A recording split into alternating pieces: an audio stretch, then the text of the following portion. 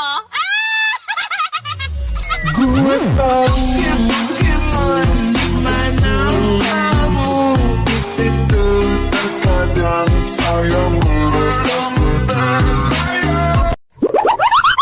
May problema ba ang buhay mo? Huwag kang mag-alala. May advice ako. Pakinggan mo. Alam nyo, ganyan talaga ang buhay. Parang life. Basta yung importante ay mahalaga. At kung saan ka masaya, dun ka happy. Basta wag kang maniwala sa swerte. Kasi malas yun.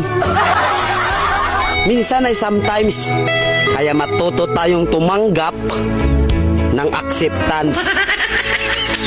Halimbawa, for example, ang baby ay sanggol. So kung di mo intindihin, you don't understand.